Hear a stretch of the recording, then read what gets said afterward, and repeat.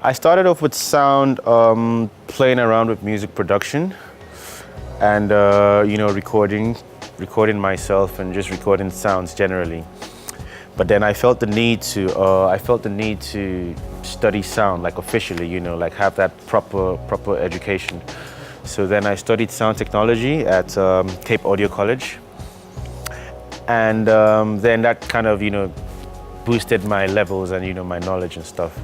And then with live sound and live mixing, I was walking through the streets in Cape Town the one time, actually OBS precisely, and I came across a live music venue, basically like an acoustic venue, but I just heard sound because I didn't see it.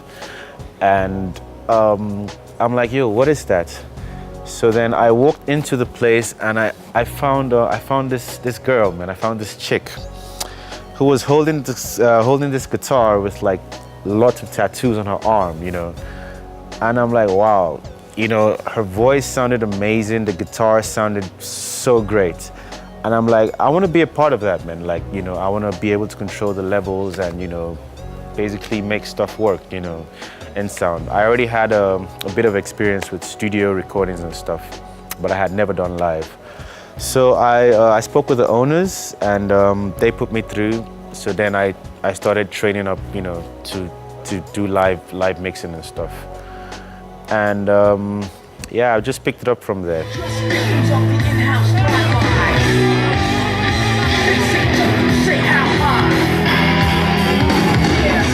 When I am preparing for a show, the very first thing that I request is a tech writer, the band's tech writer, because I like to get an idea of what I'm expecting for the show, how many band members, what instruments they running, and stuff like that, just technical stuff like that.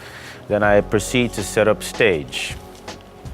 Actually, before I set up stage, I like to every now and again, look up maybe YouTube or SoundCloud, just check out the band's page and get a feel of their music.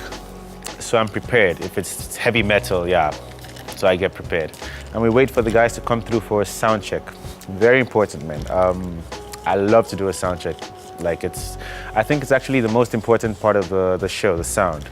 So I make them come through, we have a sound check, and boom, I guess we're prepared for the show.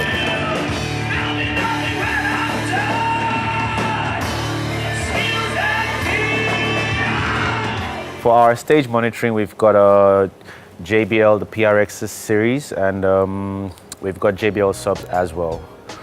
Our microphones, we have Shure microphones. Actually, we run all our mics for stage are Shure mics. So we've got 58s, the SM58 for vocals, the SM57s for the instruments, pretty much all the instruments. Well, not all. We've got the DMK 57 as well. Overheads, Shures, and we've got the Midas. Yes, that's like the brain. The Midas M32. It's a beast of a machine, dude. So we have that for front of house monitoring, and we have the Midas Venice for the side stage monitoring. Okay, well, amps. We've got Laney amps, Laney guitar amps. We've got a Fender bass amp, and yeah, that's about it.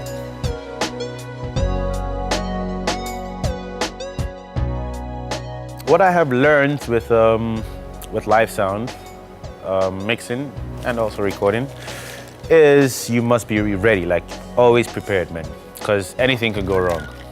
Like this mic is working right now, and boom, for some reason it's not. You have to trace it, check the cables, check your connections, check your routing on your desk. You need to be alert. I try not to stress my ears before a gig, because it's very, very crucial, man. I keep it simple, no noise, no loud music, no excessive music before a show. And well, between you and I, sometimes the musicians can be you need to learn to deal with their attitudes, basically, because I work with a lot of people, man. Rock stars, they think they're rock stars, they are rock stars, whatever. But learn to work with people and learn to deal with people.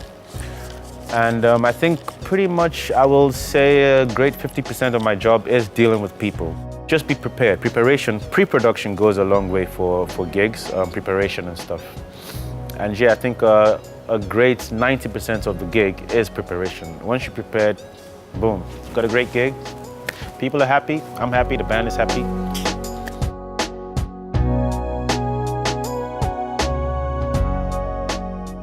First issue, I like to say this. We started out running digital snakes. I can't say that was a very good idea because we have had times where the one snake will blow. Like it just powers down right before a gig. And then we have to like get an analog snake and reroute. It's quite a mission, man. But that was one major issue. The other is monitoring, feedback. I've had a couple of guys come through. You get these guys who just stick their microphones into anything, like yay, and that promotes feedback basically. So with the monitoring, I've learned to be very alert and just watch out for all that feed. Basically, feedback is one of the worst killers of a show. You got feedback, everybody's like. Musicians dropping microphones, man, like damaging the venue gear. Musicians get drunk before they set, and they need to be well behaved on stage. Oftentimes they don't want to come for sound check.